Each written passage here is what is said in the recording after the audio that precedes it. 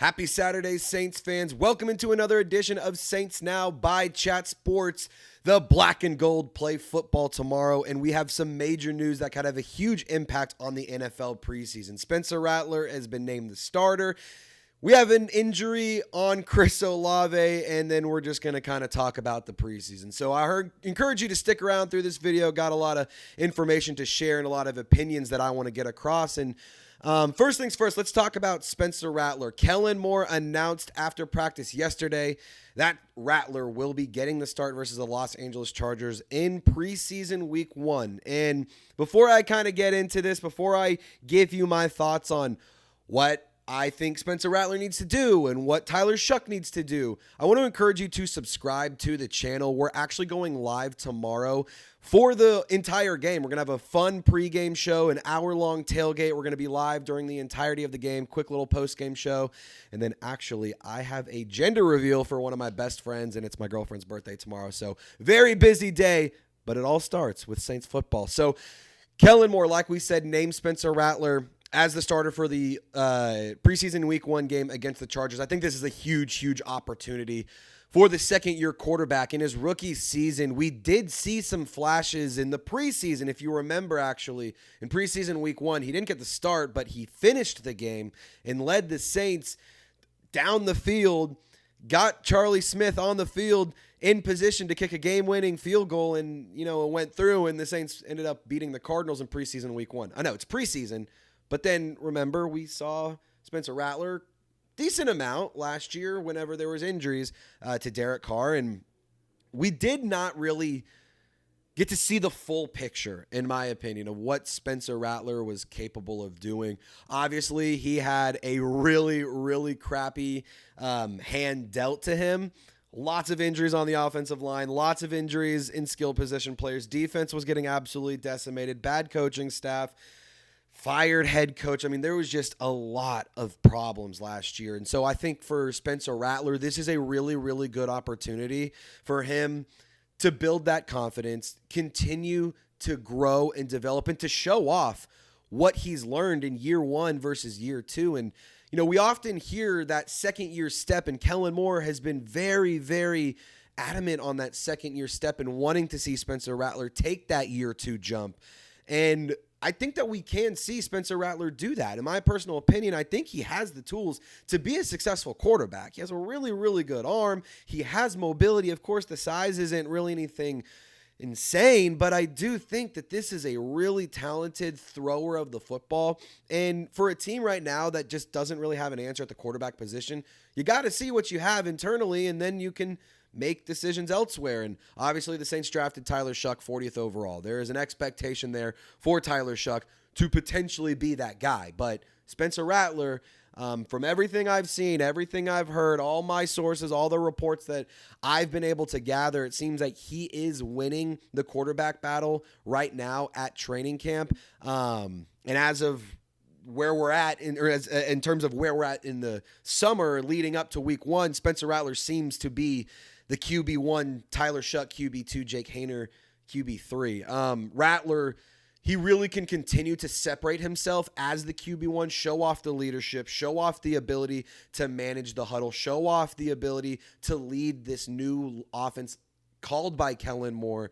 If he can do all of those things, then this is really, really good signs, not just for Rattler, but for the Saints as a team, and then also the fans, of course. And you have some optimism going into this game for Spencer Rattler. He has been able to put together a lot of really impressive days at training camp. He's had some really strong practices.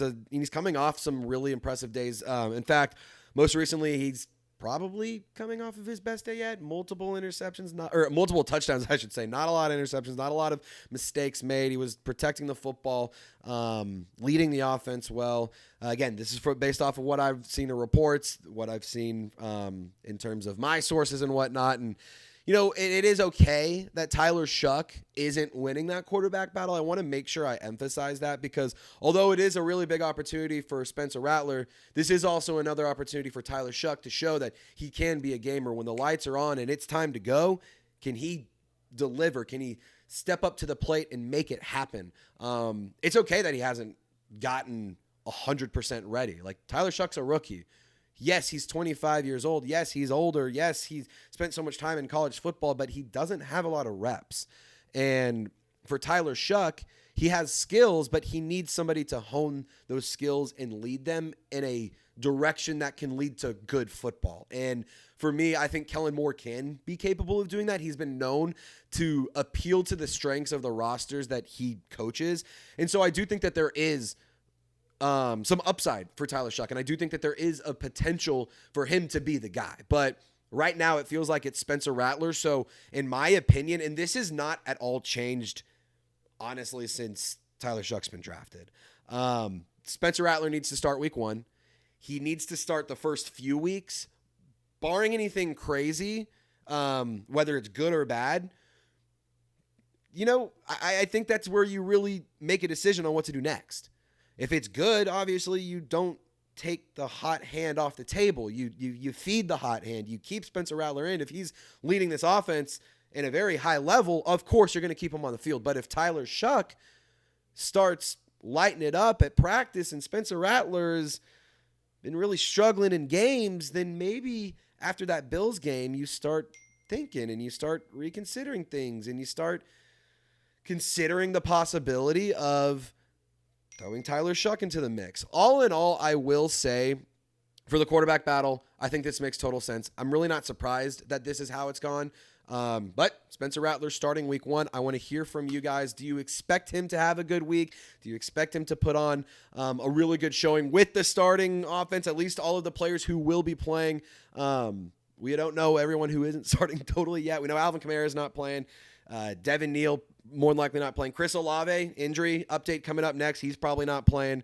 But I do think that this is a good opportunity for both of these quarterbacks, but especially Spencer Rattler. Want to encourage you one more time to subscribe, and let's keep this train rolling. Chris Olave injury update, because this is important. We spent a lot of time talking about quarterbacks, but it is important to address the Chris Olave injury update. So on Friday, he was watching practice in street clothes on the sideline after tweaking his ankle during practice on Thursday. And this was just a precautionary thing.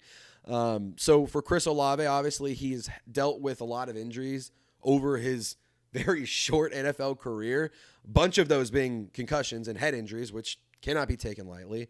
By no means am I saying, well, at least it's not a concussion. Well, but at least it's not a concussion.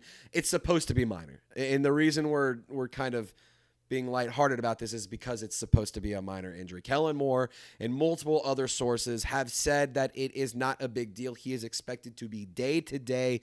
And for what it's worth, when he tweaked his ankle on Thursday, Chris Olave actually ended up finishing practice after he had his ankle taped. So it's not like this was an injury that got him carted off the field and took him to the locker room and he hasn't been seen. No. It was a minor injury. He finished practice.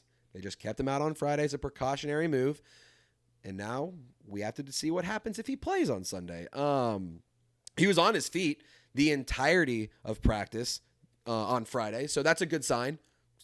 He's not on crutches. He's not in a wheelchair. He's not sitting down. I mean, he's on his feet. He's moving around. So this is all good news if you're a Saints fan and if you're Chris Olave. Like, again, this is not an injury that you should be really, really worried about, but we want to give you the information that's been provided by sources and, by reports out there.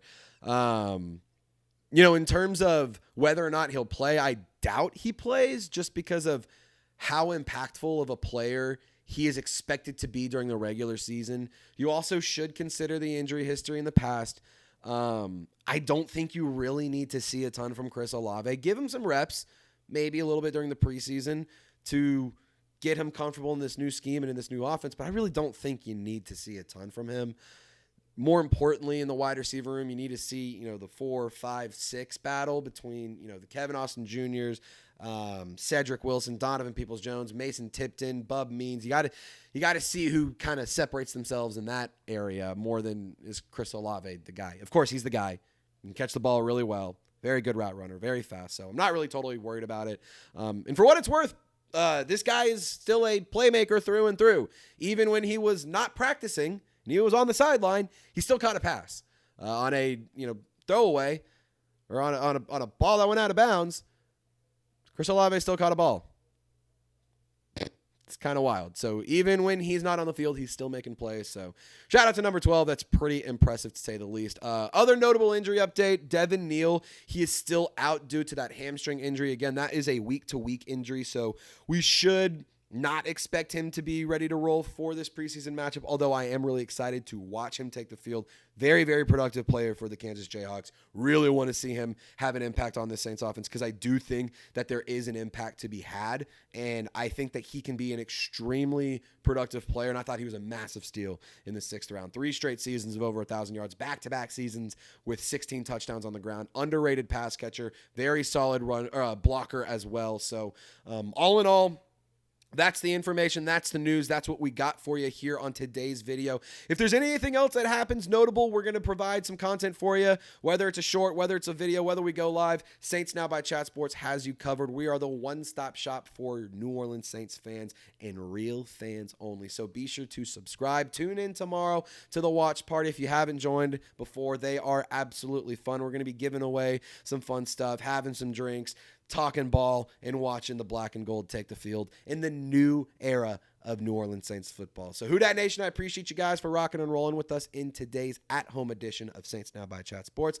My name is Trizzy Trace Girouard. Y'all stay golden, and we'll see you next time.